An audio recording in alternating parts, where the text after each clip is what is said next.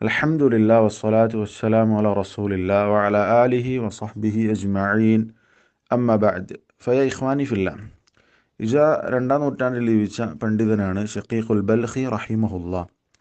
അബു അലി ഷഖീഖ് ഇബ്നു ഇബ്രാഹിം അൽ ബൽഖി റഹിമഹുല്ലാ വഫാത്താകുന്നത് ഹിജ്റ 194 അദ്ദേഹം പറയാണ്, അലാമത്തു തൗബതി അൽ ബുകാഉ അലാ മാ സലഫ് والخوف من الوقوع في الذنب وهجران إخوان السوء وملازمة الأخيار.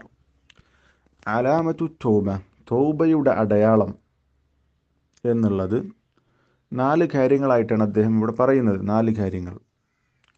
ഒന്ന്, അൽ ബുകാഉ അലാ മാ സലഫ്, മുൻകഴിഞ്ഞ തെറ്റുകളെ ഓർത്തുകൊണ്ട് കരയുക എന്നുള്ളതാണ് ഒന്ന്.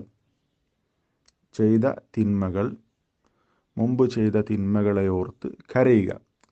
രണ്ടാമത്തെ, വൽ ഖൗഫു മിനൽ വുഖൂഇ ഫി ദംബ്, തിന്മയിൽ ചെന്ന് ചാടുമോ എന്നുള്ള ഭയം, പേടി, വീണ്ടും തിന്മയിൽ ചെന്ന് ചാടുമോ എന്നുള്ള പേടി.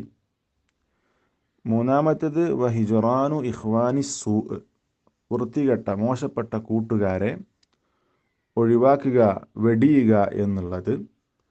നാലാമത്തേത്, വമുലാസമത്തുൽ അഖ്യാർ, നല്ല ആളുകളുമായി ബന്ധം സ്ഥാപിക്കുക, അവരോട് കൂട്ടുകൂടുക എന്നുള്ളത്. ഇങ്ങനെ 4 കാര്യങ്ങളാണ് തൗബയുടെ അടയാളമായി അദ്ദേഹം ഇവിടെ പറഞ്ഞിട്ടുള്ളത്.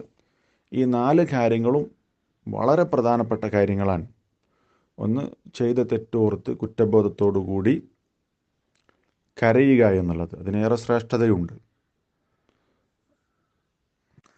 അള്ളാഹുവിനെ പേടിച്ച്, അള്ളാഹുവിൻ്റെ ശിക്ഷയെ പേടിച്ച് ചെയ്ത തിന്മകളുടെ അനന്തരഫലത്തേക്ക് ഓർത്ത് കരയുക എന്നുള്ളതിന് ഏറെ ശ്രേഷ്ഠതയുണ്ട്. അത് അങ്ങനെ കരഞ്ഞ കണ്ണുകൾക്ക് നരകപ്രവേശനം ഉണ്ടാവുകയില്ല, അത് നരകത്തെ സ്പർശിക്കുകയില്ല എന്നൊക്കെ നബി സല്ലല്ലാഹു അലൈഹി വസല്ലമ പറഞ്ഞ ഹദീസിൻ്റെ ആശയത്തിലുണ്ട്.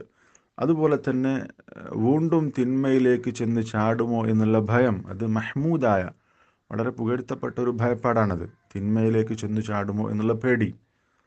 അതുപോലെ തന്നെ മോശപ്പെട്ട കൂട്ടുകെട്ടിനെ വെടിയുക എന്നുള്ളത്.